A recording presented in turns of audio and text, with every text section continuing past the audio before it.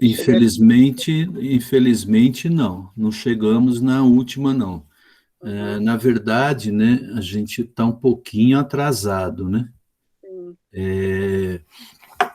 Antônio, fica tranquilo, pelo menos você está ouvindo, tá bom. Bom, vamos só agradecer a Deus para a gente começar a conversar sobre o livro, e aí a gente dá o start na aula. Querido Deus, estamos agora diante da Tua presença, pedindo ao Senhor que venha nos ensinar a Tua santa palavra, Senhor. Estamos aqui para aprender e meditar na Tua palavra, que é uma ordem do Senhor, que nós meditemos na Tua palavra dia e noite.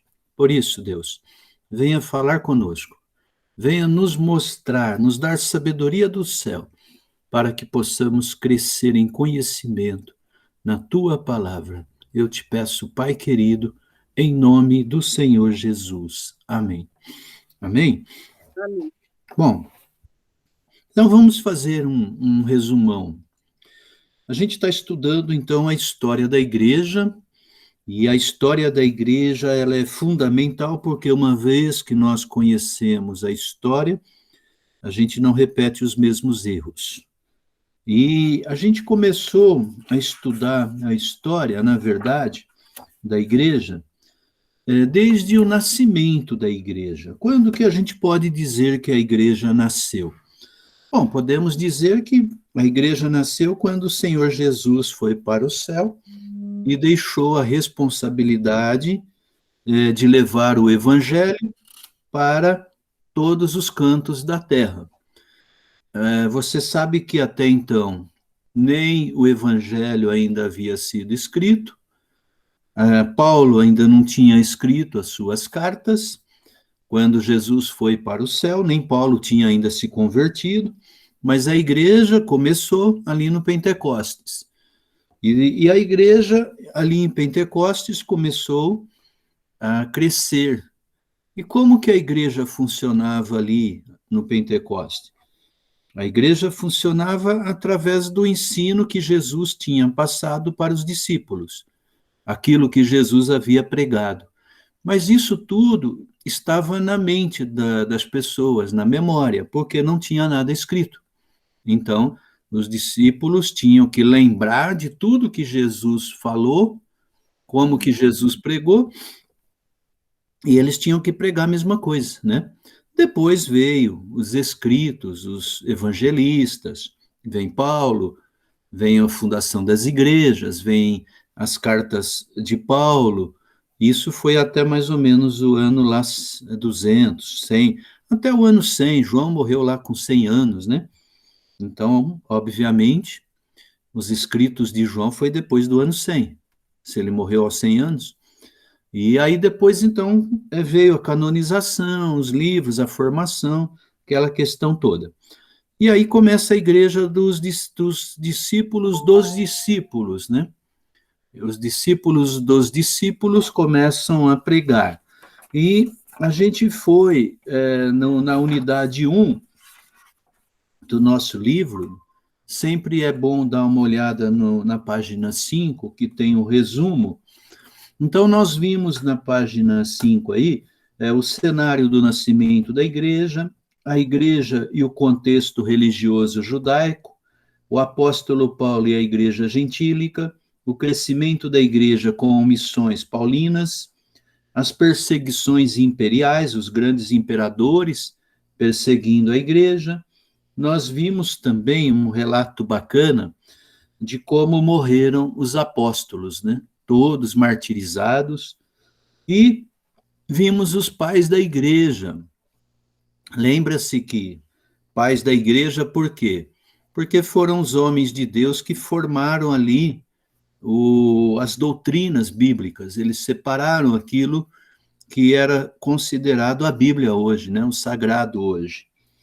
Então, nós comentamos várias coisas, que há muitos escritos que não entraram na Bíblia, porque não foram considerados canônicos, revelados, e aí, a partir do ano lá 200, já tem todos o material escrito, porém, naquela época ainda eram muito poucas pessoas que sabiam escrever e ler, e também não havia, obviamente, imprensa. Então, mesmo no ano 300 ali, sabemos que era raro ter conhecimento dos pergaminhos, né? Ninguém tinha isto, né? Então, apesar dali já ter sido escrito o novo evangelho, né? O evangelho, ainda não havia ainda disponibilidade de materiais escritos, né? E aí a gente foi até os pais da igreja na unidade 1 do livro. Mas, Beto, olhando aí na página 5, a gente consegue fazer um resumo aí do que nós vimos até agora. Aí nós entramos na unidade 2, falando da igreja no período do Império Romano. Depois, nós vimos a questão da chegada de Constantino, que funda depois, né, a Constantinopla. Então, Constantino é um imperador romano que decreta o cristianismo como a religião oficial, e aí vem Constantino, vem a fundação de Constantinopla, e aí nós vimos a igreja medieval. Aí vimos o desenvolvimento da vida monástica, onde nasce lá as ordens evangelísticas, né, jesuínas e várias outras, né? E aí nós vimos também a instituição papal, essa ideia de papa, ela veio lá no ano 500 e pouco, né? E tivemos aí falando do apogeu, ou seja, a idade alta do Papa, onde o Papa tinha todos os poderes e o Papa era considerado quase como um deus, né? Aí depois nós vimos que a igreja foi decaindo, foi ficando cada vez pior. Nós vimos a questão do cisma das igrejas, separação da igreja do Oriente com a do Ocidente. Vimos o período das trevas da igreja, falamos das cruzadas, falamos de vários acontecimentos terríveis que aconteceram na igreja, e depois que a igreja começou a entrar em decadência, com muito pecado, muita corrupção, nós vimos que Deus sempre foi levantando algumas pessoas no meio, mas que nem todas tiveram a coragem ou de enfrentar a igreja da época, e também não só coragem, né, mas muitos eram mortos, né? Então, a partir do século XII, mais ou menos, a igreja, depois das cruzadas, né, cruzadas foi uma guerra sanguinária, né, então, depois do século XII, o que nós vemos na história? Que Deus começa a levantar algumas pessoas enxergando que a igreja havia desandado, né? Que a igreja havia saído do caminho. E aí, homens são chamados por Deus para resistir à igreja da época. Então, nós vemos que, desde o século XII, né, foi levantado reformadores. Na página 53, fala um pouquinho, eu acho que foi aí que nós demos uma paradinha, né?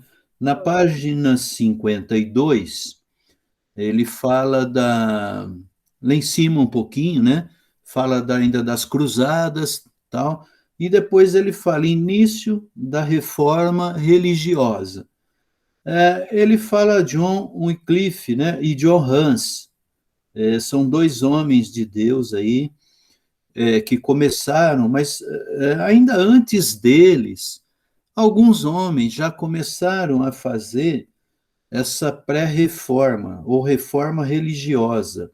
Aí, na página 53, na verdade, ele começa a chamar de pré-reformadores. E aí, deixa eu ver aqui, ele conta, eu falei que esse livro tem que ler 3, 4 vezes, né? Porque é muita história, é muito rico, tem muita coisa, né? E se a gente for ler linha por linha, a gente fica aqui 2, 3 meses lendo, né?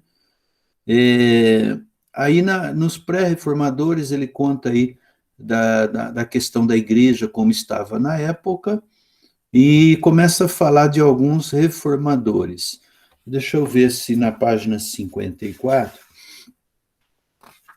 Na página 54, veja, mais uma vez, sem querer ser repetitivo, mas sendo repetitivo. Quando você lê livros sobre a história da igreja, perseguições, você vê matérias enormes sobre esses povos que a gente vai falar agora. Então, veja, todo teólogo, ele precisa saber, ele precisa entender, ouvir sobre os valdenses, os albigenses, os huguenotes.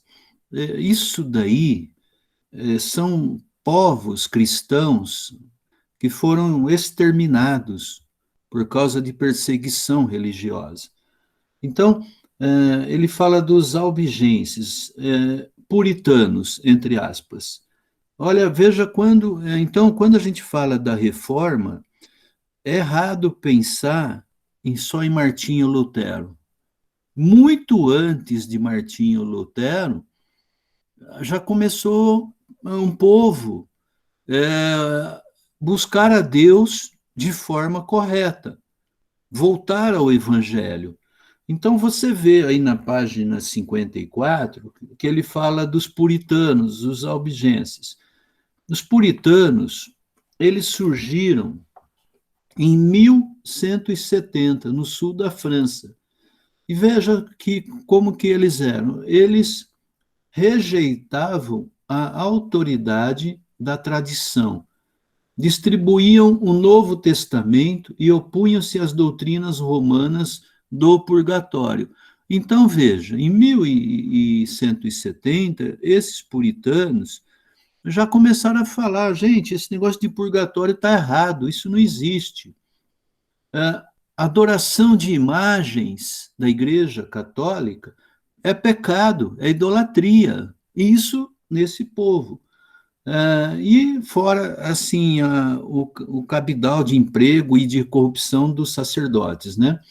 E aí ele fala, o Papa Inocêncio III promoveu uma grande perseguição contra eles e aceita, veja que interessante, esses homens de Deus eram chamados de seita pela Igreja Católica, como também eles chamam a gente de seita. Então, e eles, o que eles fizeram? Eles armaram um exército assassino para matar esses homens. Esse povo todo foi quase exterminado. Então, a história é cheia de sangue. Eu estava falando com a Tita um pouquinho antes aqui, falando, ela está assistindo o livro Perigoso, que eu recomendo a todo teólogo assistir, né? Quando você assiste o livro Perigoso, e ele pergunta, né, se a Bíblia é um livro perigoso, pessoas são mortas por causa da Bíblia hoje, por causa de Cristo, né? No mundo inteiro tem perseguição, na China, no Peru, na África, na Eritreia, que é o que fala aí Portas Abertas. Se você pegar a relação dos países por perseguição do Portas Abertas, que a gente até ajuda esse ministério, entra no Ministério Portas Abertas para você ver. Receba o material, até eu convido todo mundo a se cadastrar lá. Então, até hoje, no século XXI, as pessoas são mortas, exterminadas por causa de Cristo. E os puritanos, em 1170, a Igreja Católica, ela se tornou um dos maiores carrascos, um dos maiores exércitos sanguinários do mundo. Então, eles matavam crianças, velhos, e porque diziam, eles botavam na cabeça dos católicos que essas pessoas de seitas eram endemoniados e tinha que matar. Foi a época das caças às bruxas, queimar em fogueira, e depois coisas terríveis. Mas eu quero que você abra sua mente, que isso tem muitas pessoas, muitos de nós, viemos de religiões católicas. E qual é hoje? Às vezes a gente fala assim, mas os crentes batem muito nos católicos, batem muito nas imagens, não, mas e você mesmo fala assim, olha, tem pessoas que são católicos roxos, não sai do catolicismo de jeito nenhum, mas aí não é questão de brigar por placas de igreja, mas quando você, veja, eu fui católico, fui coroinha há muito tempo, eu, eu confesso para você uma coisa, quando eu comecei a estudar a história da igreja, eu fiquei mal, mas muito mal. E eu ficava perguntando assim para Deus, né? Meu Deus, eu amo tanto a tua palavra, eu era assim, eu era um católico assim, tão, como é que eu posso dizer, né? Eu com 10 anos, eu fazia novena na minha casa, dava aula de catecismo, então eu tinha assim um temor muito grande, né? E aí eu ficava pensando, se eu tivesse vivido, por exemplo, lá em 1170, eu ficava pensando, com certeza eu era um dos primeiros do exército do Papa, achando que estava fazendo bem, que estava do lado de Deus, né? Eu acho que eu me via como Paulo, Saulo de Tarso. O que Saulo fazia? Saulo era um homem temente a Deus, fiel a Deus, desde criança obedecia a todos os mandamentos. Saulo, ele amava tanto a Deus que ele queria exterminar os cristãos. Por quê? Na cabeça dele, os cristãos eram hereges, então tinha que morrer, né? Até que ele tenha um encontro com Cristo. Agora, né, no exército do Papa, eu fico pensando assim, você pode até não concordar comigo, mas eu fico imaginando que nesse exército assassino tinha muita gente que amava a Deus, mas que por um momento ou outro entendia que o que ele estava fazendo era o certo. Alguém quer comentar isto?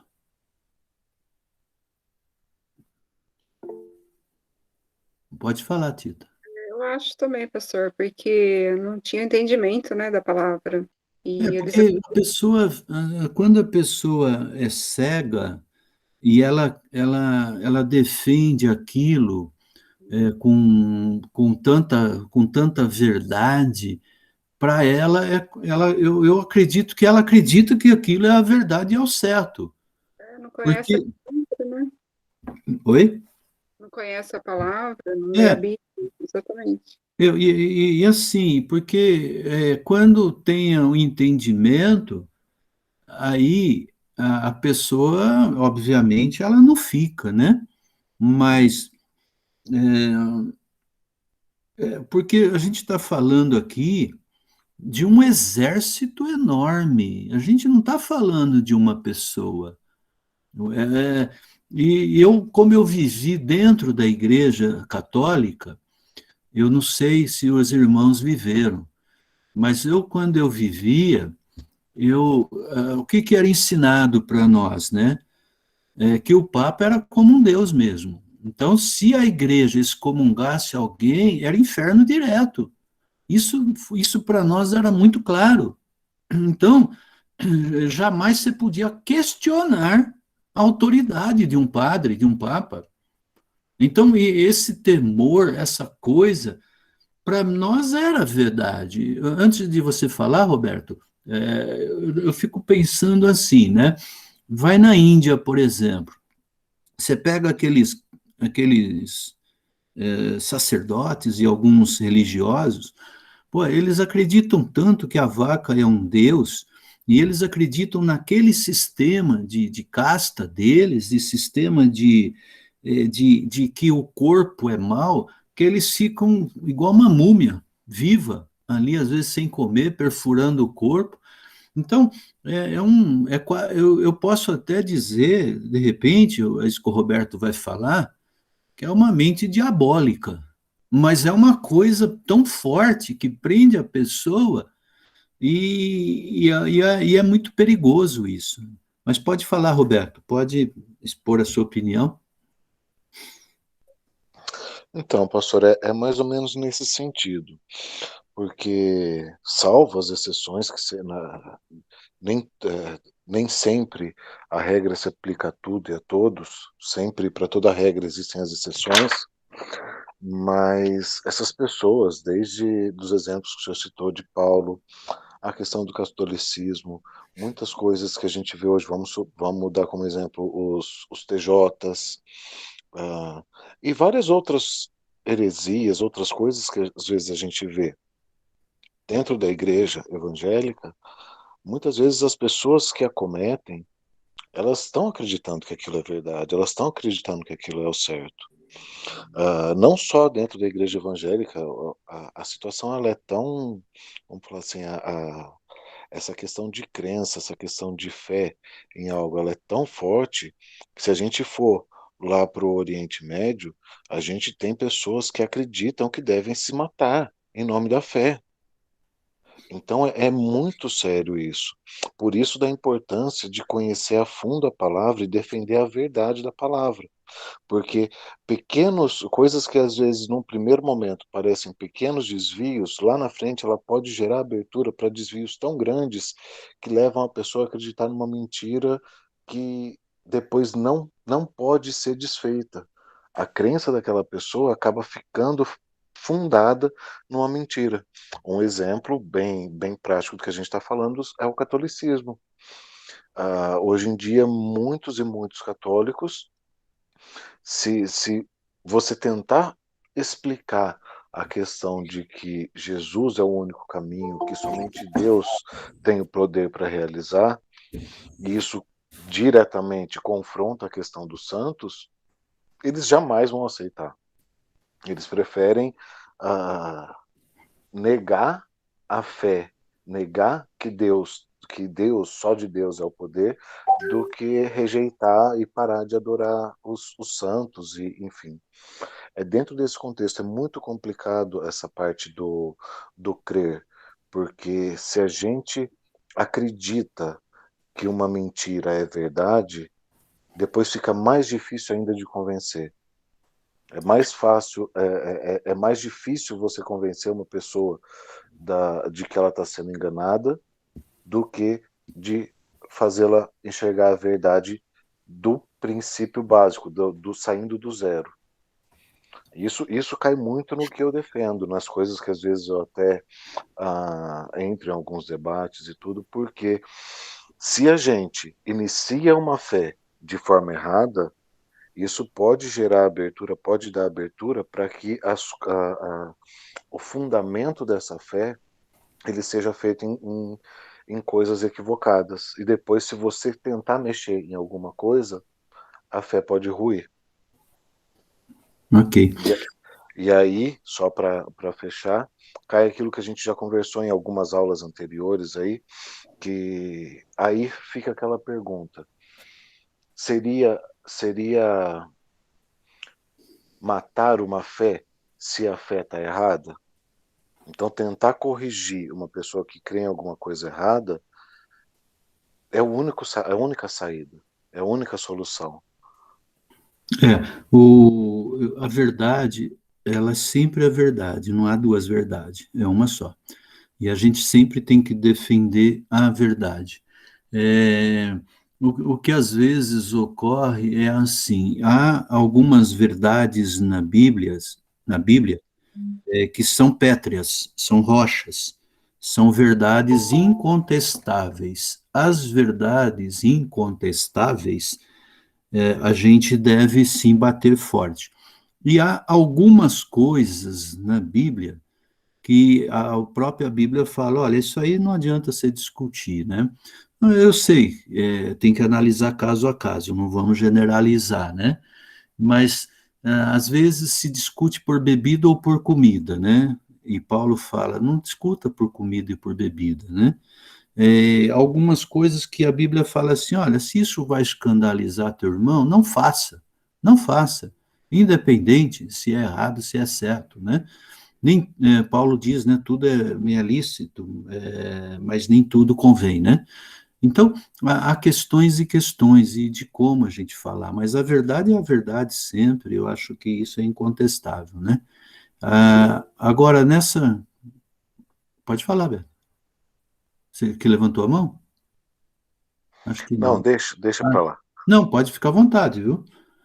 Agora, voltando nessa questão, assim, dos puritanos, a gente está na página 54, tá? Só para a gente não se perder.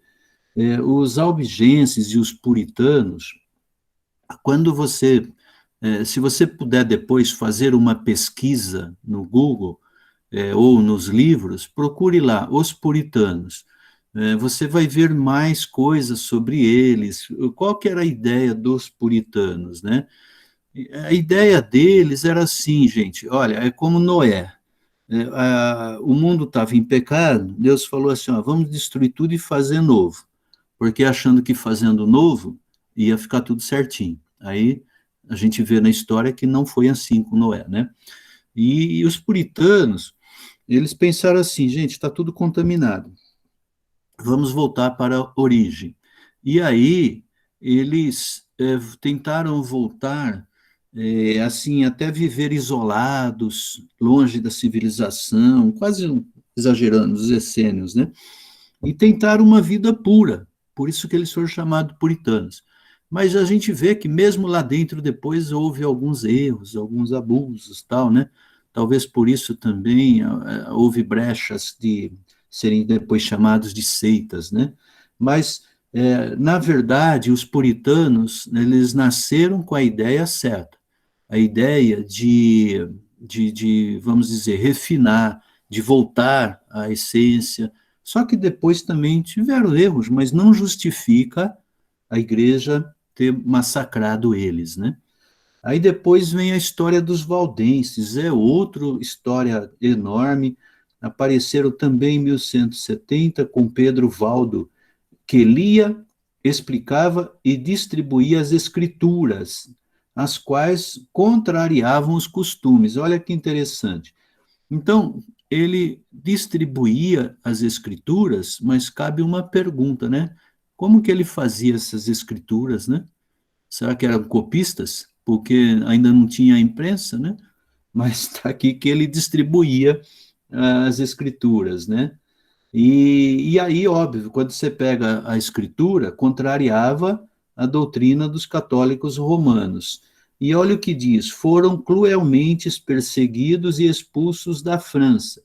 Apesar das perseguições, permaneceram firmes. E atualmente constitui uma parte de um pequeno grupo de protestantes da Itália. Então, veja que também em 1170. Por isso, eles são chamados de pré-reformadores. Aí vem John Wycliffe, tem um filme dele, nascido em 1324, já um pouquinho para frente. Ele recusava reconhecer a autoridade do Papa e opunha-se a ela. Era contra a doutrina da transubstanciação, que é a doutrina lá da hóstia, né? Então, ele foi contra essa doutrina e também foi perseguido pela Igreja Católica, né? E aí vem a tradução bíblica de Wycliffe, né? Enquanto a Igreja vivia um período turbulento em sua estrutura administrativa e doutrinária, um notável erudito ousa apresentar ao mundo uma das mais respeitadas traduções da Bíblia inglesa, John Wycliffe. Ele nasceu em Ipswell, Yorkshire, na Inglaterra, em 1325. Bom, aí começa a contar um pouco da vida dele, mas é uma história muito bonita, né? E aí na página 55 fala de que esse John Wycliffe, deixa eu ver aqui, ó, ele dá seguimento depois a um povo chamado de Lollardos, e deixa eu ver se é ele. Sua maior tradução do Novo Testamento para o inglês, terminando em 1380. Então tá aí, olha, um tradutor da Bíblia, né? Já foi um grande feito, né? Então você vê que ele precede Martinho Lutero. O que mais que tem importante aí? Se você quiser falar, pode falar.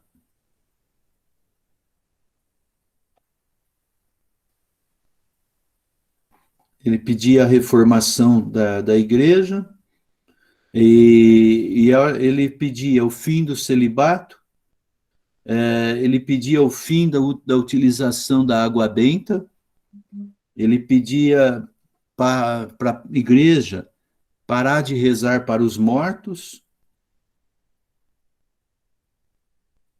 e oferendas às imagens, e também confissão aos sacerdotes. Então veja que o Wycliffe, né, ele apontou vários erros da igreja já em 1300 e pouco.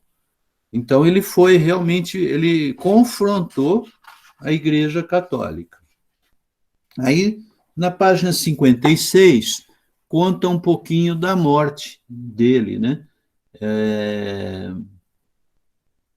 E aí, vamos lá, deixa eu ver aqui. A morte. John Wycliffe envolve-se numa batalha de fé pela verdade das Escrituras, colocando a Bíblia na mão do povo. Ele se tornou o primeiro de muitos que iria fazer com que o livro eterno chegasse às mãos e conhecimento de todos os homens, deixando uma mensagem viva, um exemplo de luta pelo Evangelho. Aos 55 anos de idade, Wycliffe sofreu um derrame e veio a falecer. Morreu em comunhão com Deus e com a Igreja, sendo sepultado em solo sagrado. Veja que loucura! Passado 30 anos, o Concílio de Constança, convocado pelo Papa João XXIII, reuniu-se em 1415 e, sob a condenação de heresia, decidiu exumar o corpo de Wycliffe e queimá-lo em praça pública. Veja o absurdo. Depois de tantos anos, tira o corpo, os ossos, para queimar, para dizer que era herege. Veja que loucura a cabeça da igreja, né? E aí entra na história de John Hus, que é outro grande homem de Deus, que também pagou com a vida por defender o evangelho genuíno. Ele foi condenado à fogueira pelo Concílio de Constança. Seus seguidores ficaram conhecidos como os irmãos boêmios e foram muito perseguidos. Foram os precursores dos irmãos morávios, outro grupo protestante cujas raízes são anteriores à reforma do século XVI. Ele foi excomungado pelo Papa e então retirou para algum esconderijo desconhecido. Ao fim de 2 anos, voltou a convite da igreja para participar de um concílio católico romano de Constança, sob a proteção de um salvo-conduto. Entretanto, o acordo foi violado sob o pretexto de que não se deve ser fiel a hereges. Veja que traição, né? Traíram ele, né? Deram uma carta para ele dizendo que ele estaria seguro. Quando ele veio, disseram, não, herege não tem seguro. Aí colocaram ele numa fogueira, né? Aí diz que ele faz uma profecia, né? Olha, vocês queimam um ganso hoje, mas daqui a 100 anos vai aparecer um cisne que vocês não vão poder matar, fazendo referência a Martinho Lutero. Aí, 100 anos depois da morte dele, vem o Martinho Lutero. Isso, a história dele é muito bacana, muito, um grande homem de Deus. Então, e aí, deixa eu ver aqui. ele fala, né, que ele nunca falou nada. Deixa eu ver. Olha, não sei se vocês leram aí, olha. Quando empilharam a lenha até o pescoço, o Duque de Baviera esteve muito solícito com ele, desejando-lhe que se dissesse: não, é, disse-lhe John Hus, né? Nunca prediquei doutrina alguma com más tendências, e o que me ensinaram meus lábios, o selarei agora com meu sangue.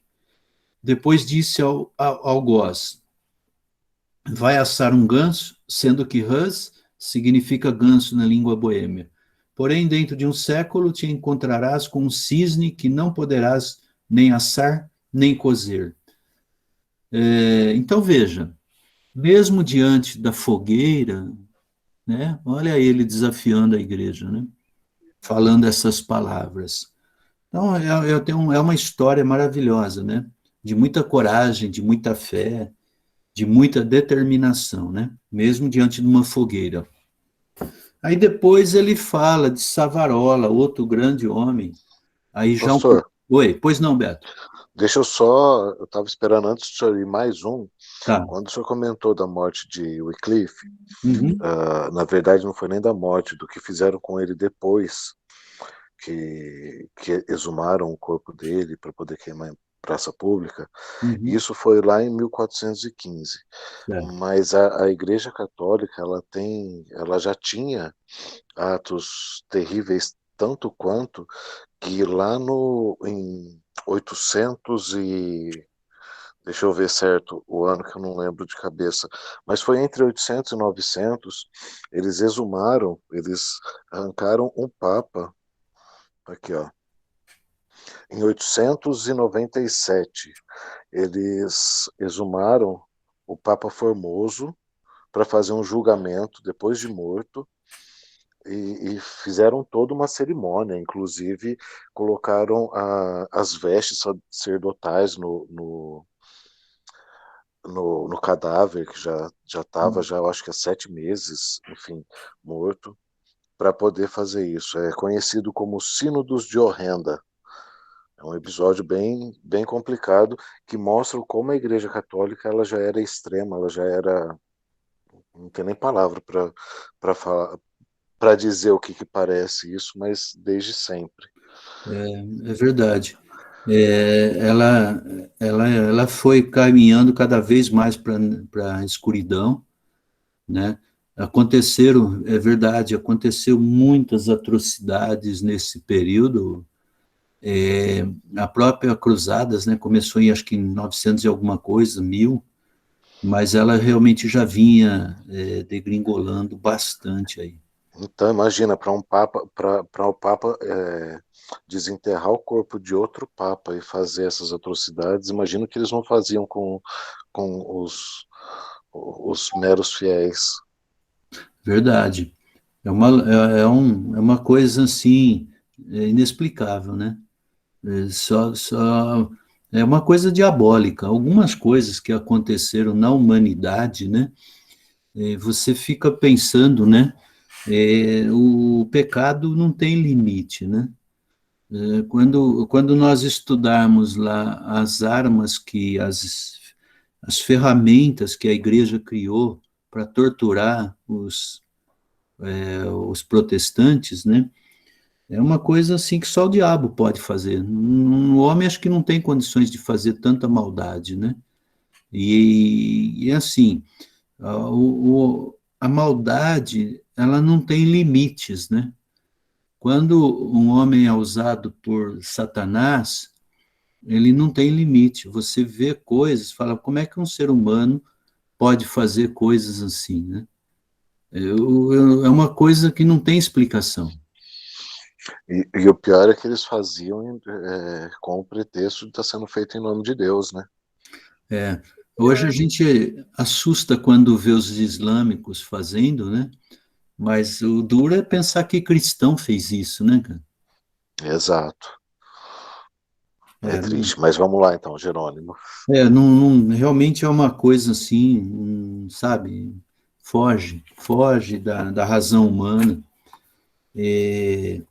E você sabe que eu fico pensando, né, como sofreram os cristãos que amavam a Cristo nesse período, né?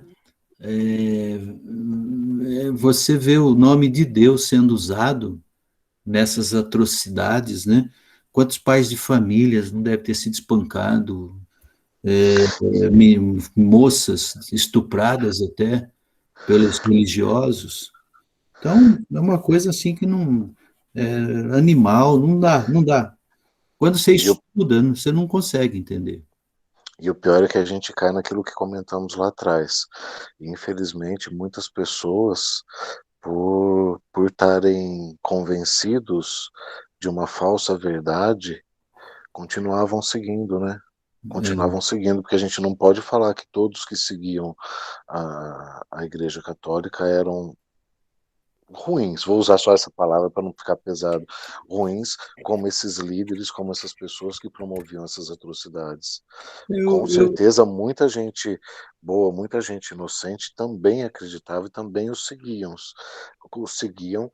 de uma forma que, mesmo vendo eles fazendo tudo isso, eles não conseguiam se libertar da mentira que eles foram doutrinados a crer como verdade.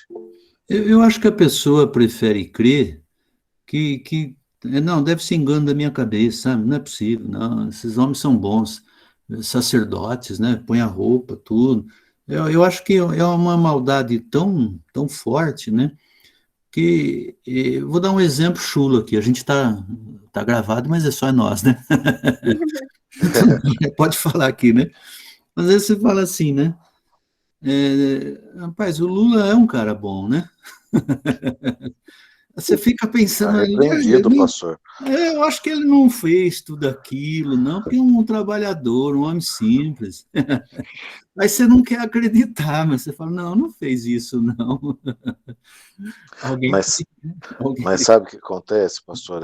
Usando essa mesma uma analogia com esse exemplo, eu acredito que naquela época, como a gente estava comentando, provavelmente esses, essas pessoas, esses líderes que faziam essas atrocidades, eles criavam um enredo de mentira para aparentar estarem certos, né?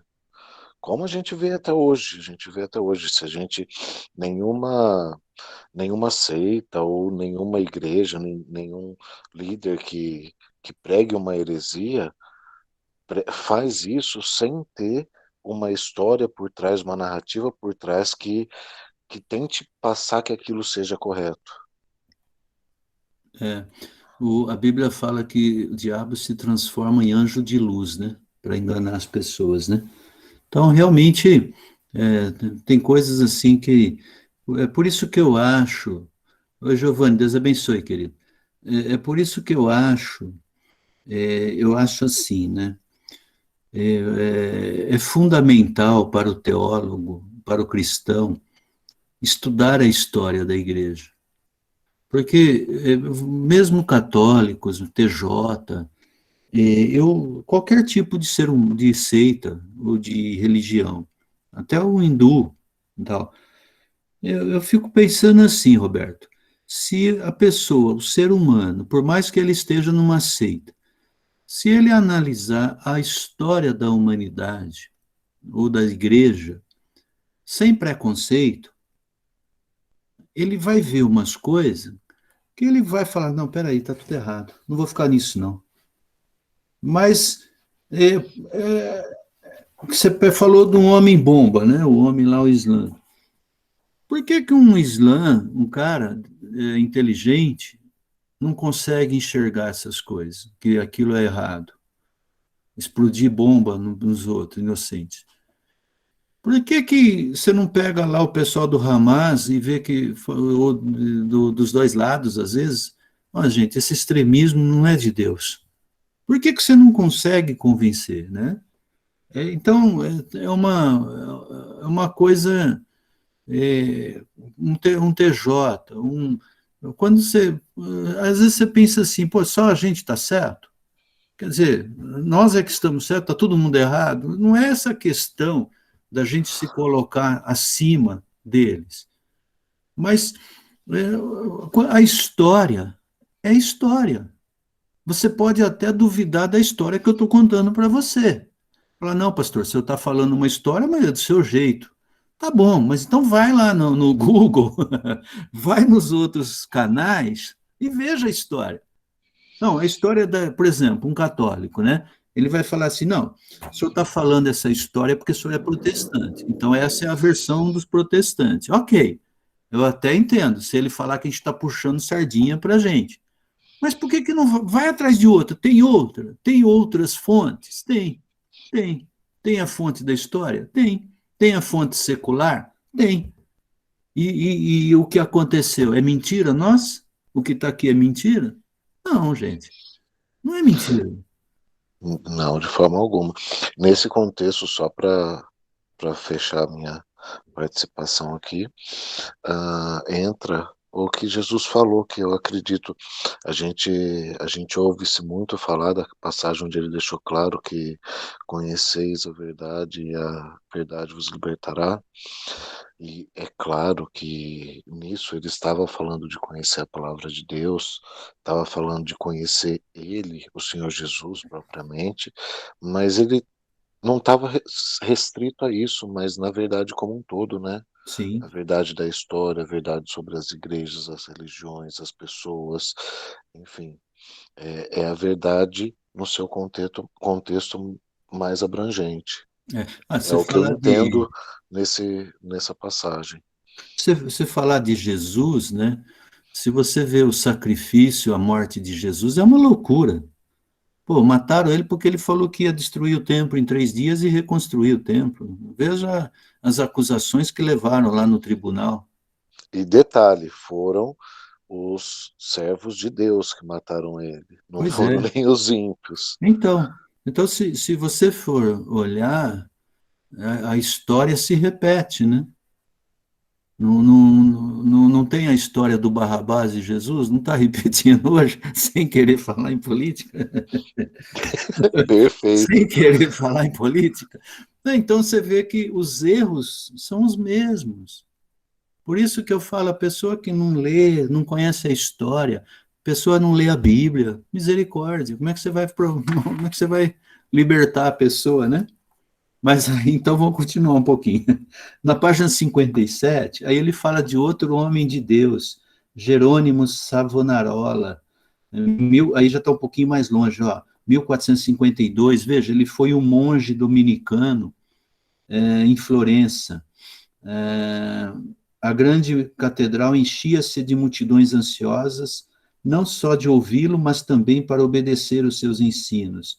A cidade penitenciou-se e se reformou, mas o Papa Alexandre VI, ou melhor, VI, procurou de todos os modos silenciar Savonarola, tentando até oferecer-lhe o título de cardeal, comprando o homem, né? Ele pregava contra os males sociais, eclesiásticos e políticos do seu tempo. Foi preso, condenado e enforcado. Veja que coisa maluca, né? Em praça pública. Então, enforcaram o homem, por quê? Porque ele estava falando certo. Né? Então, você vê, a história é cheia de detalhes. Né? Aí, deixa eu ver o que mais. Na página 58, aí ele fala da pregação e condenação de Savonarola, né? Aí, olha, queridos, a história aí já está resumida, mas é riquíssima. Então tem que ler muito. Linha por linha disso aí tem vidas, tem história, tem sangue, né? Tem que ler isso com todo o carinho, todo o cuidado. Aí ele fala ali da história da iniquidade, a corrupção.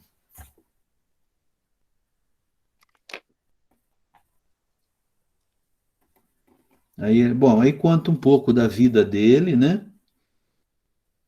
Aí ele teve também diante dos inquisitores,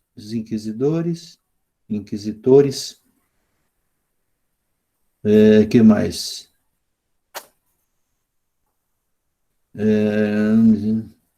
Coisa ímpia. Olha lá no final da página 58, ele fala assim, ó, falava do patrimônio da igreja, que a igreja tinha prostituição pela concupiscência dos olhos, em festas, vestes extravagantes e outros vitupérios para o nome, a profissão do cristianismo.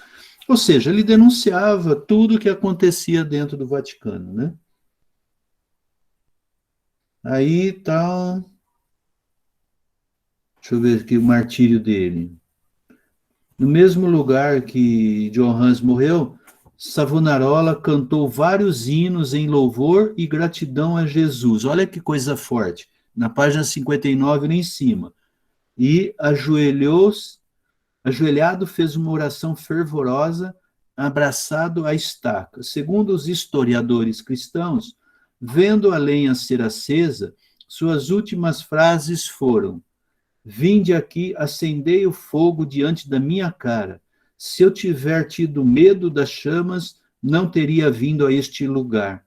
Com o fogo aceso, cantou seu último hino, e diante das labaredas, ouviu-se suas últimas palavras: a ti, ó Cristo, te ofereço esta alma em chamas. Meu Deus do céu, hein? É, muito forte. Aí a gente acha que a gente é bastante santo, né? A gente acha que Forte demais isso. a gente acha que a gente é bom, né? E todos eles foram Imagine. queimados, né? Oi? Todos eles foram queimados. E não negaram Jesus. Não. Então, e por que e agora o crente despreza a Bíblia, né? Esses homens morreram para manter o evangelho. E as pessoas não leem a Bíblia. A falta de entendimento, né? Que eu volto a tornar a dizer, né? Esses foram queimados. Os cristãos de hoje não aceitam uma exortação. Exatamente. É os crentes mimimi. Tem que tomar cuidado mesmo. Mas aí depois vem outro grande homem de Deus, William Tyndale. Esse eu tenho até um filme dele lá na igreja, né? Acho que nós colocamos no site, mas podemos pôr. O Tyndale também tem uma história linda. Vamos ver aqui o resumo. Ele concluiu a tradução do Novo Testamento em 1525. Tyndale foi um grande escritor, né? Ele traduzia a Bíblia para o inglês e ele foi perseguido. Um grande homem de Deus, uma história linda, né? Vamos ver o que mais que fala aqui. Ele foi condenado à morte por haver colocado as escrituras na mão do povo inglês. Ele dizia que todo o povo inglês tinha direito de ter a Bíblia. Olha que coisa feia lá na página 60, lá em cima. Ele foi estrangulado e, em seguida, queimado na estaca publicamente. E qual foi o pecado dele? Fala aí. Pregar a palavra, divulgar a palavra. Entregar a Bíblia para os outros. O senhor viu que interessante aqui quase no final da página 59, ele promoveu, ele gerou um tempo pela distribuição da Bíblia que ele fazia, que, aqui ó, agravou-se, a proibição da leitura da Bíblia agravou-se de tal modo que se uma criança recitasse a oração do Pai Nosso, toda a sua família era condenada a ser queimada na estaca. Eu vi isso no filme. Que loucura, né? É surreal. Você fica olhando essas coisas, você volta naquela questão, né? Meu Deus, como é que as pessoas podiam se sujeitar a essas coisas? Eu acho que se sujeitava por medo, porque quem desafiava era chamado de herege e queimado. Tem medo, né, pastor, de serem queimados também, né? Então, pastor, oi. Mas aí entrando nesse contexto, eu já assisti algumas coisas, já busquei algumas coisas, vi alguns documentários, né, históricos, para tentar entender. Nessa época, o que eles passavam como justificativa é que só os homens santos podiam ter acesso à palavra de Deus, né? Para fazer uma analogia, para variar eu com as analogias, né? Mas para fazer uma analogia, como se fosse no Antigo Testamento, quando somente os sacerdotes tinham direito de entrar na presença lá no templo e tudo mais. Então, a Igreja Católica, ela criou um entendimento, uma narrativa que dizia mais ou menos isso, que só tinha direito de ler as Escrituras, de ter acesso às Escrituras, os homens da igreja, os papas, os bispos, os padres, e quem fizesse isso, quem tivesse acesso às Escrituras fora desse contexto, ou seja, uma pessoa que não fosse ordenado da ordenação eclesiástica e lesse as escrituras, estava blasfemando, eram pessoas com espíritos ruins, enfim. Então, foi mais ou menos essa história, dentro desse contexto, que a Igreja Católica enganou muita gente e fez muitas pessoas boas acabarem apoiando essas atrocidades que eles cometiam para poder ocultar a palavra de fato do povo. Eu assim, sabe, quando eu comecei a conhecer a palavra, eu falei para Deus que eu ia estudar até morrer, né, ou até Jesus voltar, né, e aí eu comecei a fazer várias teologias.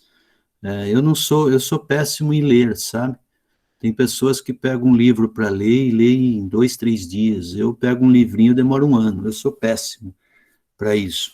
Então eu comprei muito material, mas eu nunca consegui ler muito, né?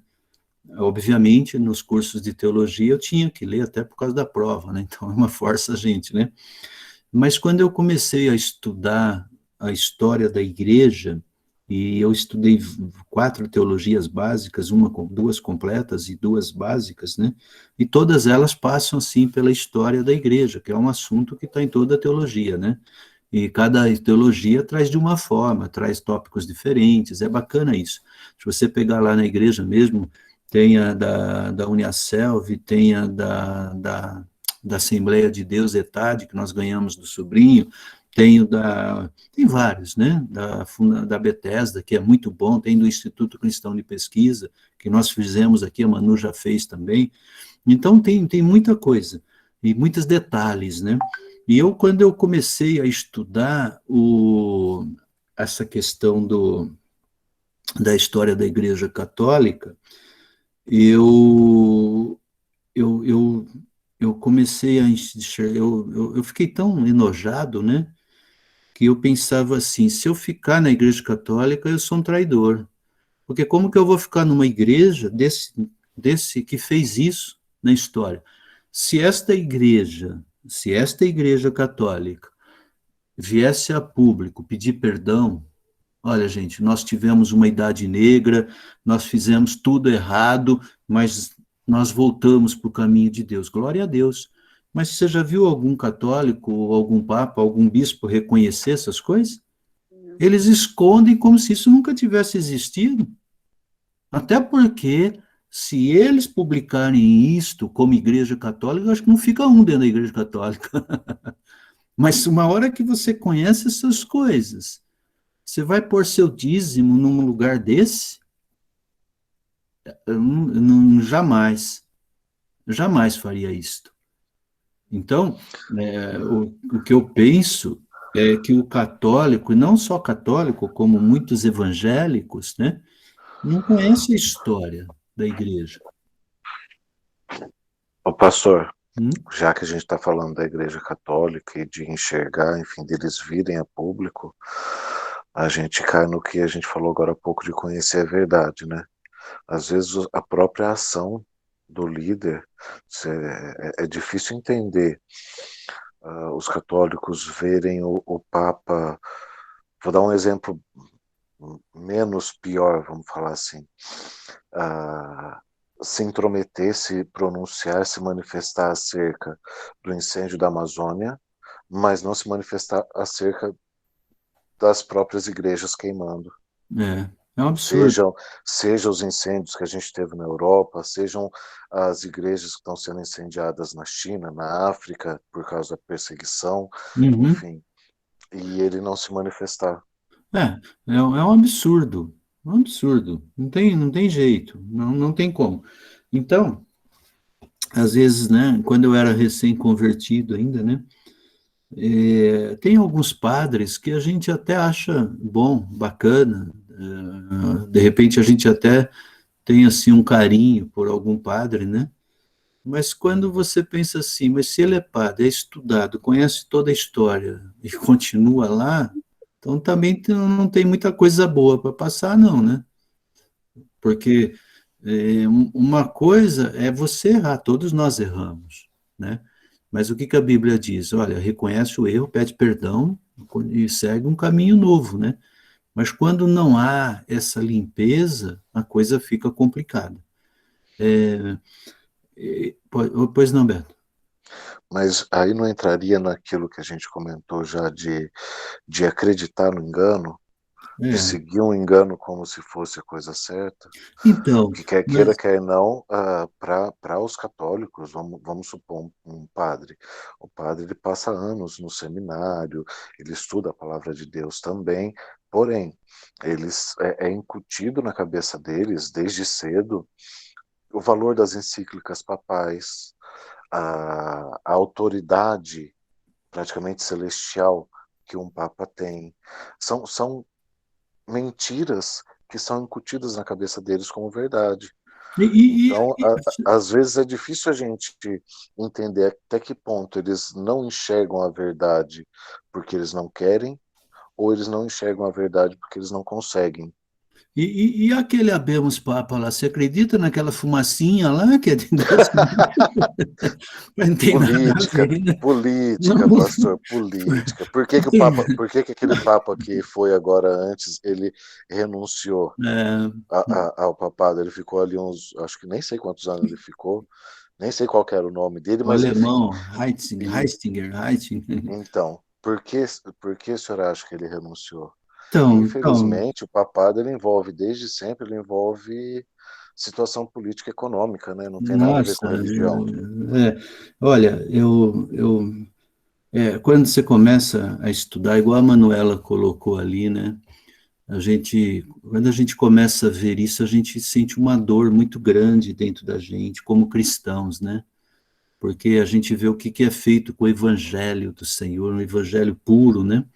Mas, mas Posso, posso só, já que a gente claro, entrou nesse ponto, rapidinho, uhum, para a gente ver o poder e o porquê, às vezes, essas coisas são feitas, aquele filme Livro de Eli, ele mostra muito bem esse outro lado do mau uso, de usar a religião para o controle.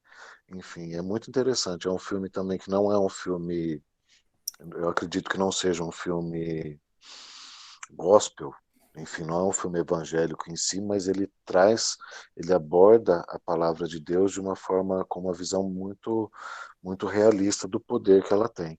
é, e assim, né? Estudando a história, né? Quando a gente lê que Karl Marx dizia que a religião é o ópio do povo, né? É óbvio que Karl Marx é um ateu, se tornou um ateu, é até filho de pastor, ateu, ficou ateu, mas uma pessoa que viveu numa época negra da igreja de Cristo, ou você ficava com raiva da igreja, raiva de Deus, ou você era morto porque você sabia que aquilo tudo estava errado, né? Então você tinha dois caminhos, ou você morria porque você ia brigar com a igreja, ou você brigava com Deus. Não, Deus não presta. Ou você falava que a igreja não presta e Deus é bom, aí a igreja matava você. Ou você dizia, não, a igreja é isso e Deus não presta. E aí foi onde ele escreve que a igreja é o ópio do povo. É claro que eu não apoio ele, mas eu entendo o porquê que ele escreveu isso na época, né? Imagina, como é que você viria a Deus nessa época, né? Bom, mas aí é o seguinte, a gente chegou aí nos pré-reformadores, E agora, na página 61, a gente entra, então, na Reforma Protestante. Então, a gente vê que tudo isso que nós falamos era o pano de fundo, era a situação da época, né? E essa perseguição, essa idade da igreja, né, nas trevas, né, foi levantando pessoas de Deus, e muitos morreram nessa caminhada, mas você viu que isso durou o quê? Uns 300 anos ali, né? Levantando perseguições, pré-reformadores, matando, até que chega nos reformadores. E por que chegou nos reformadores? A tampa da panela já estava fervendo. Então, foram perseguindo, matando, roubando, fazendo tudo isso, né?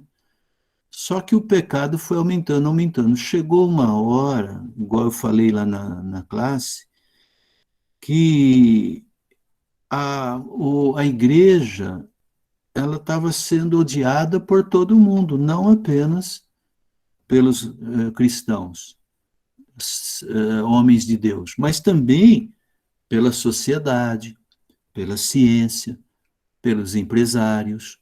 Por quê? Ela conseguiu chegar num grau de nojeira tão grande que ela não começou a agradar mais ninguém.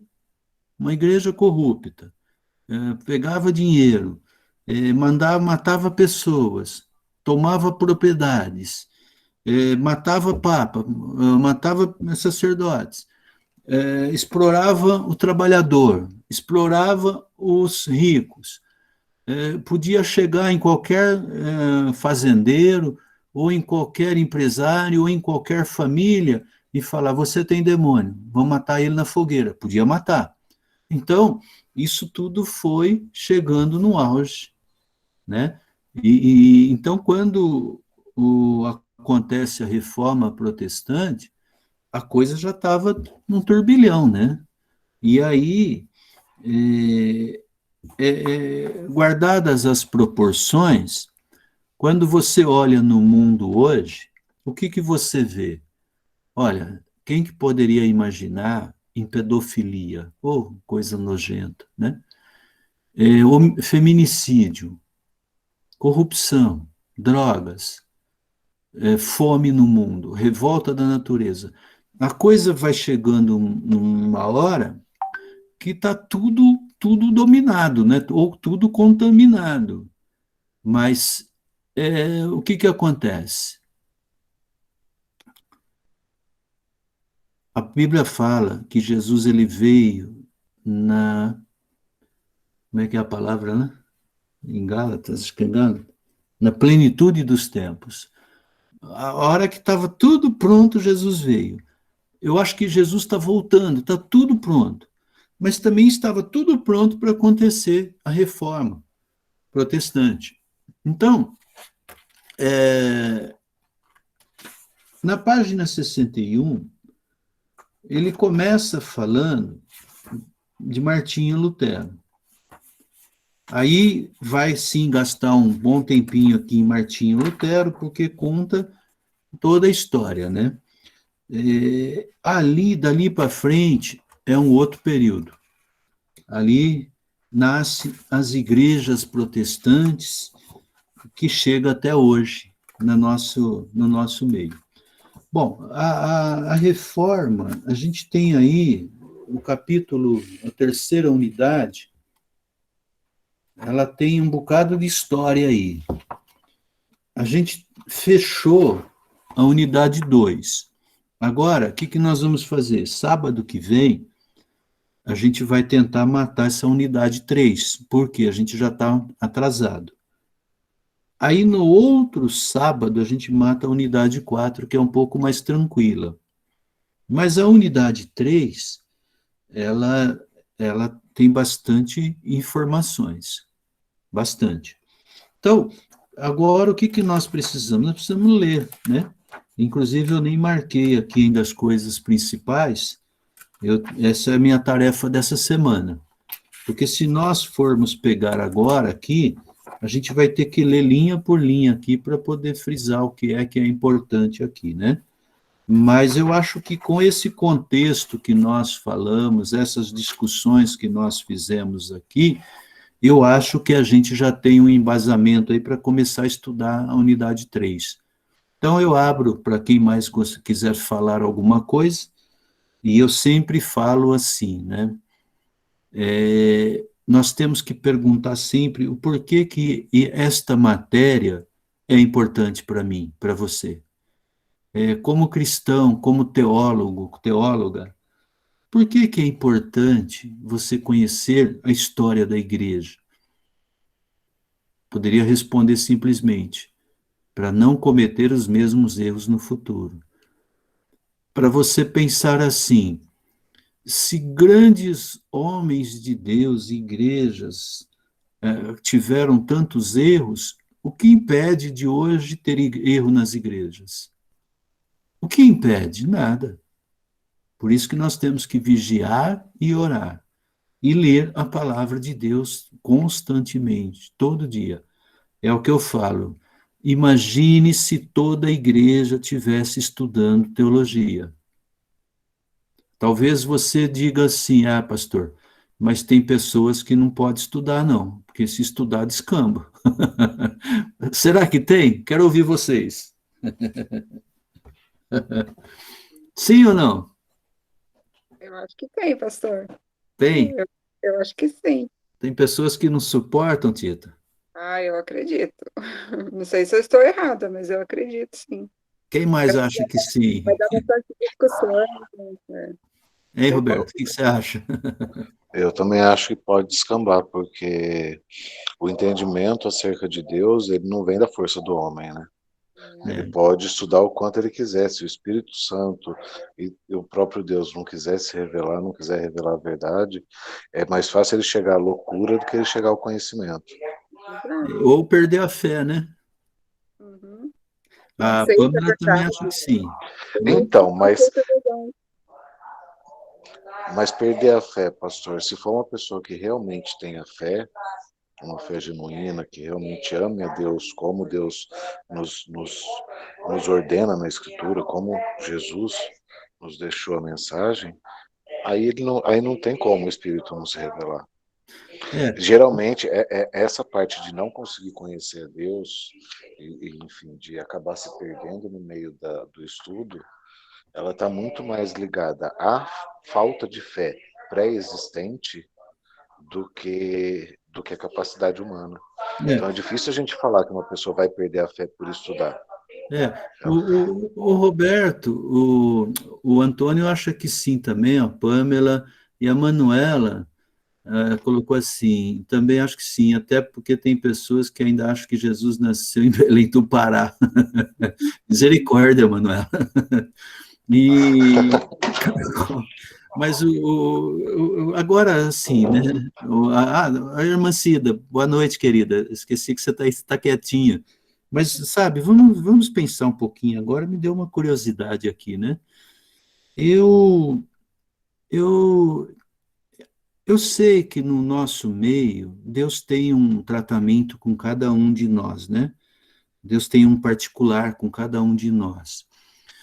E é verdade, por exemplo, tem algumas senhorinhas antigas, tal, com aquele jeitão dela, que para ela tem que crer daquele jeito, né? Se você for tentar mudar a cabeça dela, você desmonta ela, né? Então não adianta, né?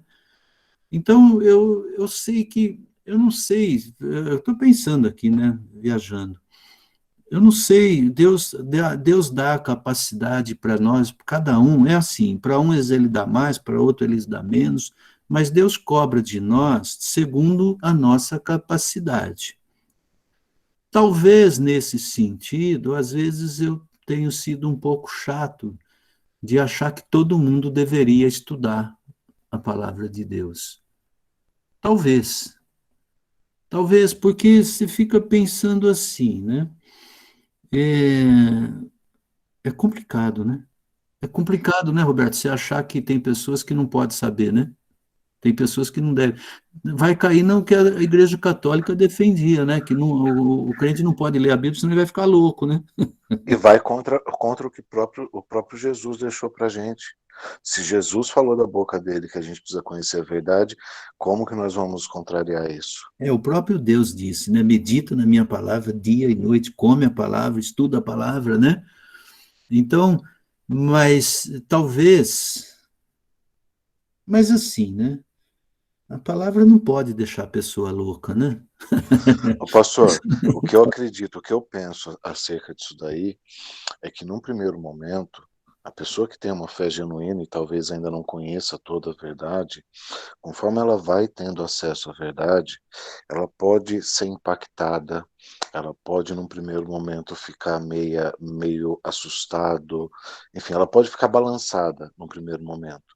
Mas o próprio Espírito Santo vem e a fortalece e a direciona para que ela consiga aceitar, digerir e, e conciliar a verdade real da forma que ela é, e não como ela acreditava que era. Mas deixa eu fazer uma pergunta, né? Às vezes a gente sabe assim, né? No mundo há muitas pessoas que não querem saber a verdade. Por quê? Porque saber a verdade exige uma postura. A saber a verdade exige você tomar uma posição. Às vezes muita gente não quer saber a verdade porque você vai ter que enfrentar. Quando você sabe a verdade, você tem que posicionar. Isso dói, né? E aí,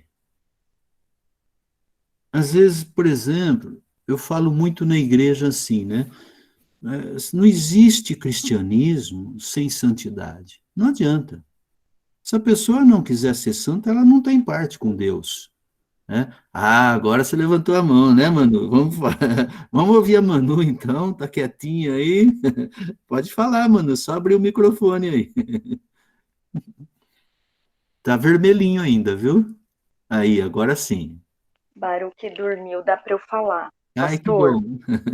olha só, nessas perguntas que o senhor está fazendo como reflexão, né? Que público pode ou não estudar e tudo mais. Abrindo um pouco a minha vida pessoal, eu nasci num berço cristão, sempre vi meu pai pregando, sempre ouvi pessoas alicerçadas na palavra pregando. E quando eu vim para Pirassununga com meu esposo, nós viemos de São José dos Campos, o pastor Aguinaldo sempre convidava nos cultos para aula de teologia. E eu me lembro da minha mãe falando: ai, seu tio fez teologia, ficou louco, desviou da metodista. Minha mãe falava. E eu falava: nossa, amor, nós não podemos fazer teologia porque o pessoal desvia, viu? E olha eu com o Cris, nós não vamos na aula, tá? Beliscava ele, tá bom. Aí, um dia, o Cris estava de serviço, o coronel, e eu falei, eu vou. Peguei o carro e fui. A gente não tinha um Baruque na época. E eu mergulhei na palavra de Deus como eu nunca mergulhei numa pregação. E depois daquela aula, me deu vontade de ler a Bíblia toda, pela primeira vez na minha vida, de não desanimar, porque chegava em genealogia, eu queria morrer. Ai, filho desse, neto desse, bisavô desse. Então, a teologia, ela me fez entender quem era a Manu em Deus, porque eu aprendi a palavra. E hoje eu consigo sentar com um ateu, eu consigo sentar com um bandista, eu consigo sentar com um TJ, e eu consigo conversar com propriedade, com essência, com respeito. Então, eu acredito, pastor, que a teologia é para todos, sim, mas a partir do momento que a pessoa abre o coração e a visão espiritual para ler algo na palavra e não se confundir, ajoelhar e falar: Senhor, tem algo aqui na palavra que tá estranho.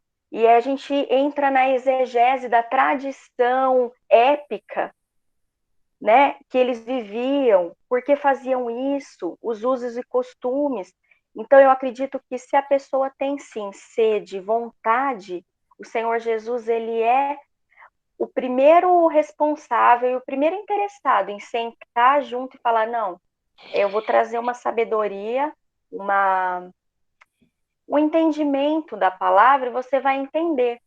Tanto que muitas passagens eu lia, nasci na igreja, tinha 30 anos de culto, de igreja, de chamado, e eu não entendia. Hoje eu abro, eu já entendo, caramba, Noé fez isso, Rabi fez isso, Ezequiel profetizou isso. Então, eu acredito que vai muito da sede, da busca. As pessoas querem tudo mastigado, tudo youtuber. Eu tenho trauma de crente que fala assim: ah, eu ouvi hoje 10 pregações no YouTube, mas não abriu a Bíblia. Conforme a gente está vendo, os pais da igreja, eles sangraram, a Bíblia tem sangue em cada vírgula, né? Então, assim, se os irmãos da igreja se dispor a aprender com o coração, com a alma, eu acredito que o Espírito Santo vai se revelar, até para analfabeto. O Espírito Santo se revela. Eu já conheci irmãos que não sabiam ler, e Deus deu sabedoria de começar a juntar as vogais, né? Tribos indígenas que não conheciam, e Deus começou a se revelar a ponto do Espírito Santo explicar para eles o que era aquela passagem. Então, o poder de Deus, ele se aperfeiçoa na nossa fraqueza. Amém. A gente só precisa se render e querer. É verdade. Né? Amém, Manu. Eu estava falando uma coisa para Tita aí, que o Senhor me tocou, falei assim, antes da gente começar. Manu, imagina que Deus, teu pai, te ama e ele manda uma carta para você. Aí você fala assim, mas eu não vou ler não, larga ali. Você não lê a carta de Deus. A palavra de Deus é assim. Deus escreveu para nós, filhos. Deus disse, escreve isso, Moisés, fala isso, diga ao povo, escreve, medita, né? Amém. E o crente não lê a Bíblia. Quer dizer, Deus escreveu uma carta para cada ser humano, o ser humano não lê. Pastor, se a gente for falar, há um remetente, há um destinatário, mas o correio deixa na caixinha, né? Se a pessoa não abrir, ela nunca vai saber a informação, não tem como. Eu fico indignado da pessoa não ler a Bíblia, sabe? Eu falo sempre, o crente que não lê a Bíblia está em pecado. Não tem como você ter comunhão sem ler a Bíblia. E às vezes eu vejo até na igreja, muita gente olha a carinha assim, acho que eu estou até pecando, né? Mas eu falo, esse aí não. Esse não leu essa semana, você consegue ver quem lê, quem não lê, você acredita? O Espírito Santo me mostra. Eu falei, esse não tem leitura, não. Esse aí, ó, não lê diariamente, a gente sabe. Mas não tem o que fazer, né? Só se Deus não convence, se o Espírito não convence. E deixando bem claro que eu não obedeci os meus pais, eu obedeci o pastor Aguinaldo, estou na minha segunda faculdade de teologia. Amém. E meu esposo se formou em bacharel teólogo também. Glória Agradeço a Deus pela tua vida, pastor. Amém. Mas é assim, né? Glória a Deus. Pastor, Oi? Só para complementar entre o que o senhor estava falando e o que a Manu falou também, que são colocações perfeitas. Outro motivo que às vezes dificulta as pessoas terem um entendimento e às vezes gera até esse receio ou essa falta de vontade de ter um aprofundamento na palavra, de conhecer a verdade de fato, é que uma das coisas que Deus exige de nós para que a gente chegue nisso é o negar-se a si mesmo, né? Sim. Muitas vezes a verdade ela vai contra o nosso eu, e as pessoas elas tendem a não querer abrir mão de si mesmo, e isso dificulta muito o entendimento da palavra. É verdade. E quando você conhece a palavra, quanto mais você conhece Deus, mais você conhece você. Por quê? Você vê um Deus tão santo, né? E aí você fala, meu Deus, eu sou tão falho, né? Quando você olha para Deus, você fala, meu Deus, eu tenho que melhorar muito. Então, esse melhorar muito é uma constante, né? E eu vejo, sabe, meu sonho, se eu tenho um sonho, né? Pastor sonha bastante, sabia? Mas se eu tenho um sonho, eu queria ter numa igreja que todo mundo fosse estudante da palavra, todo mundo fosse leitor da palavra, todo mundo fizesse teologia. Nossa, seria meu sonho. Eu falei, desde que a gente abriu o ministério, eu falei, não, vamos investir. Mas é assim, eu acho que a pessoa que, por exemplo, esse livro, esse filme que a Tita está assistindo, que vocês já assistiram, Eu não sei se é para todo mundo, mas quando você lê o livro, você assiste aquele O Livro Perigoso, na minha vida, esse livro foi um impacto, meu, foi um tapa na cara, Olha, quando eu não lia. isso. É Como muito você ouve, forte, então, eu gostei. né? Uhum. E essas leituras mesmo, quando você vê esses homens morrendo pela palavra, né?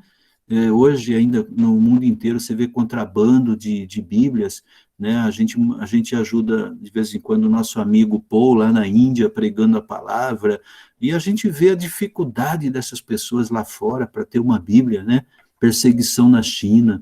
E aí a gente dá a Bíblia, graças a Deus, é uma coisa que a gente faz, né?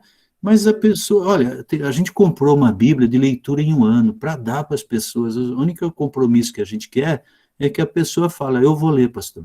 Era o único compromisso. Eu não quero dinheiro, nada. A igreja comprou para dar para a pessoa. Eu só quero um voluntário para ler a Bíblia. E ainda assim não aparece. Parece alguns, graças a Deus, né? A irmã Cida está aí, né, irmã? A irmã Cida está lendo a Bíblia, graças a Deus. A irmã Sônia um dia chegou para mim e falou, pastor, completei um ano. Eu falei, oh, aleluia, glória a Deus, né? É o melhor presente que uma pessoa pode ganhar é uma Bíblia, né? Hoje Então, é assim, e aí, e a alegria, né, de ver ela ler a Bíblia, e assim, né, eu tenho que tomar cuidado com sofismas. Às vezes fala assim, não, o importante não é ler um ano, o importante é ler. Cara, tem que ter um critério, tem que ter uma doutrina. Ah, mas eu leio, não, eu vou ler, não, não leio, então leia em 2 anos, mas leia. A gente tem que criar o hábito de ler a Bíblia todo dia. Você não fica mais sem ler a Bíblia. Quando você sai de casa ou volta e vai dormir, você não leu a Bíblia, você fica perdido. Não, meu Deus, cadê minha leitura? Cadê a palavra de Deus, né? falta alguma coisa, né? Falta, falta. É igual tomar café. Não, tem que tomar café sim, né? Bom, mas assim, voltando um pouquinho, né? Manu, então, nós falamos bastante nas últimas aulas, né? Quando você estuda a história da igreja, você ama mais a Deus, porque você sabe, nós falamos isso na aula, que com tantos erros, a igreja só não foi destruída porque ela é de Deus, né? As portas do inferno não prevalecerão contra as portas da igreja. Então, se fosse por vontade humana, já tinha sido destruída há muito tempo. Mas é obra de Deus, né? Com tanta perseguições, mortes, queima de pessoas, queima de livros, queima de Bíblia, a igreja hoje está mais viva do que nunca. Glória a Deus, ganhando almas, pregando o evangelho em todo o mundo, né? Então, essa é a maior graça. Mas estudar a palavra de Deus, estudar a história da igreja, é ter amor pelo reino de Deus, né? É conhecer aquilo que a igreja passou, como que a fazer uma análise, como que a igreja está hoje, né? Eu acho que isso daí tudo nos dá um embasamento, nos dá firmeza no evangelho, né? Então eu acho que é isso que é importante. E aí nós vamos entrar então na terceira unidade na semana que vem, que é essa questão do Martinho Lutero aí, que foi próximo aí do ano 1500, né? E aí depois a gente vai ver de 500 anos para cá como que foi a evolução da igreja. Eu acho que é isso. Mais alguém gostaria de falar? Pode falar. Pastor, Oi? quero fazer um comentário a respeito da terceira unidade mesmo. Uma coisa que eu achei interessante, que assim, no dia a dia, como Lutero é o mais lembrado a respeito da reforma protestante, a gente às vezes passa despercebido, mas tiveram vários, foram praticamente todos contemporâneos, né? Lutero, o João Calvino, Foi. o Ulrico Zwinglio, o É, John Knox, todos é, eles foram ali, se a gente parar para analisar, de 1509 até 1531, todos eles estavam vivos. Uns nasceram um pouco interessante. antes, outros morreram um É. pouco depois, mas nesse período todos eles estavam vivos. Então, Eu- eles tiveram uma participação bem, bem, bem forte no início da Reforma Protestante, né? Muito interessante isso daí. É interessante a sua observação, Roberto, porque nós pensamos assim, quando Lutero fez as teses e colou lá na catedral, 95, né? Nós já falamos, né, que dessas 95, tem muitas coisas erradas, né, muitas heresias, né? Mas ali é como se ele tivesse aberto a porteira, né? Aí os outros homens de Deus também olharam para Lutero e falaram assim, ó, Lutero ainda está meio muito favorável à igreja, porque Lutero nunca quis brigar com o Papa, né? Então, aí, o que acontece? Igual você falou, contemporâneo, grandes outros homens, vamos dizer, também fizeram a reforma contra a Igreja Católica, mas também contra algumas coisas de Lutero.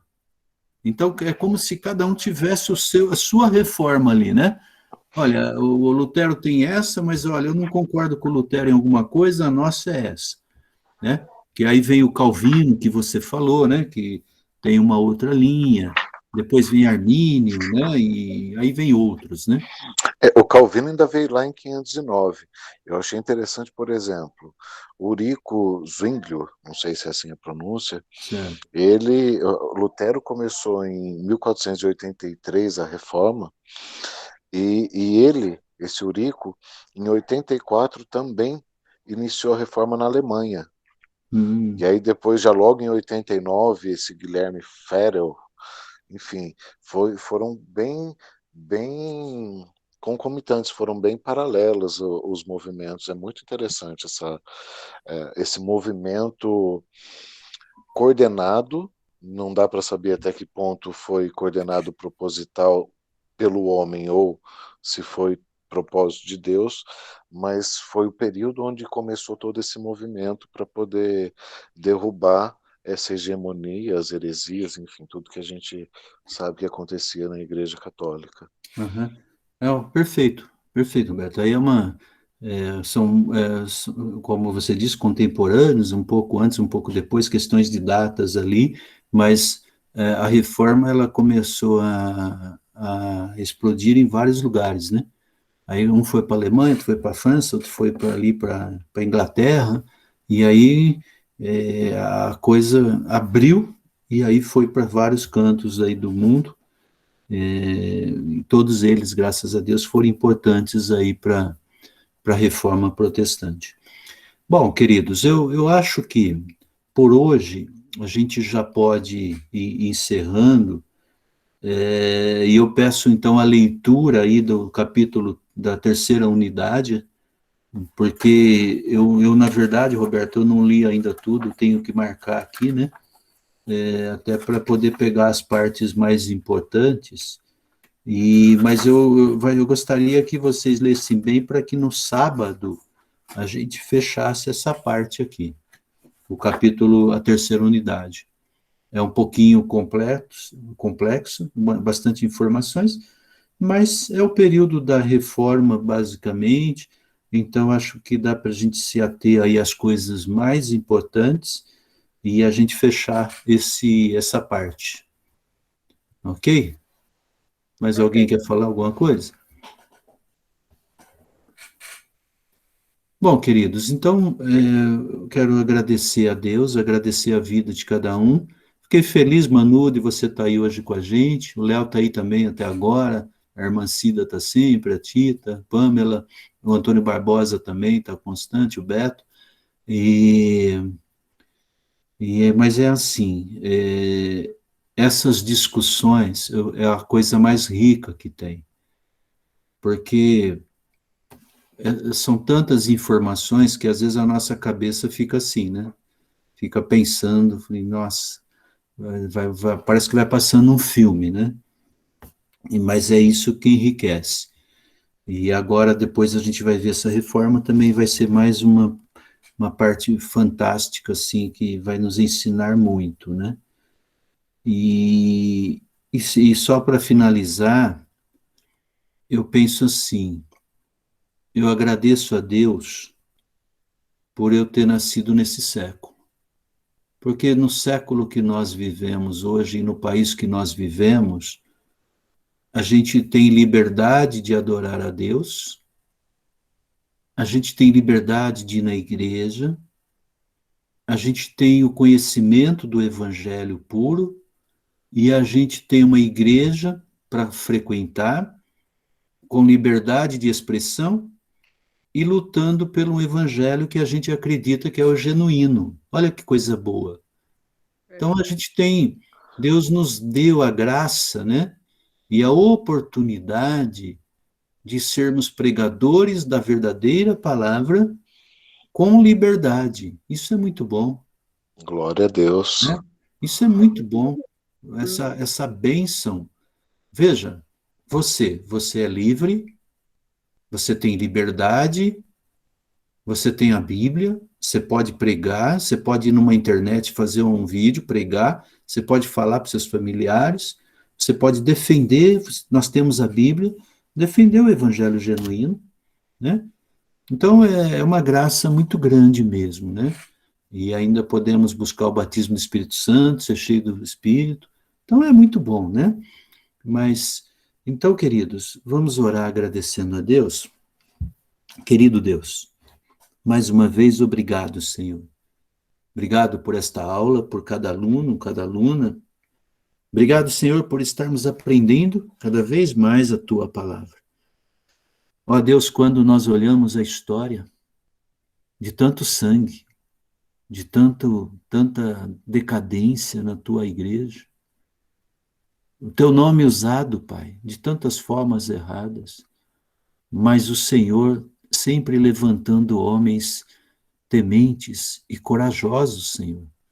Homens que foram para a fogueira cantando, homens que desafiaram os sacerdotes da época.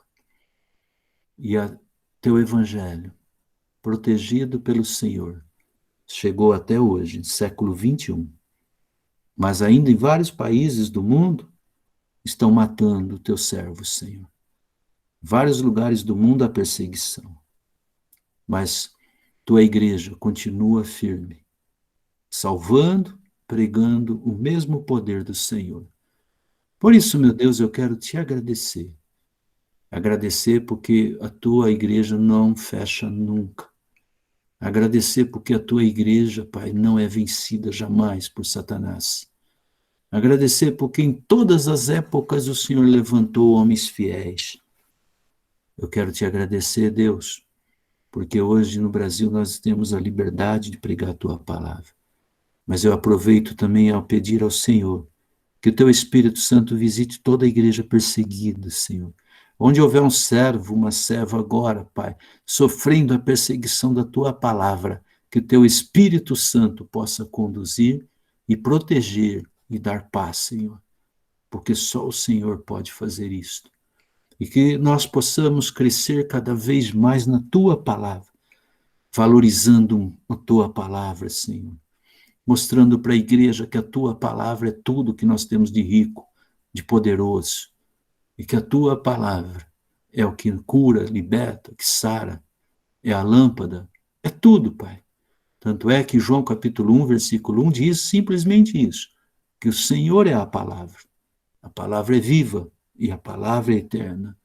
Por isso eu peço que o Senhor continue nos guiando, nos dirigindo, dando sabedoria do céu e que possamos representá-lo, Pai, onde nós passarmos e pisarmos, para a glória do teu nome, em nome de Jesus Cristo. Amém. Amém, queridos? Amém.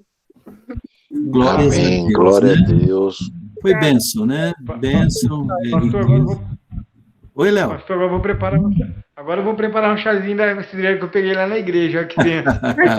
Esse é bênção, viu, Léo? Agora a Laurita está fazendo de crentão também, ô Glória, um chá quente com gengibre. Só não pode ter pinga. Pastor, Oi? Hoje o Baruque comeu a banana que nós colhemos da igreja. Pra Oh, ver a alegria dele comendo a bananinha pequenininha. que graça. Deus abençoe, viu? Obrigado por tudo. Irmãos, Deus Amém. abençoe. Obrigada. Boa Deus noite. abençoe. Boa noite, amados. Amém. Deus abençoe a todos. Uma ótima noite, um bom descanso. Bom descanso a todos. Deus abençoe. Deixa eu desligando aqui. Tchau. Agora todo mundo arrebatando aí.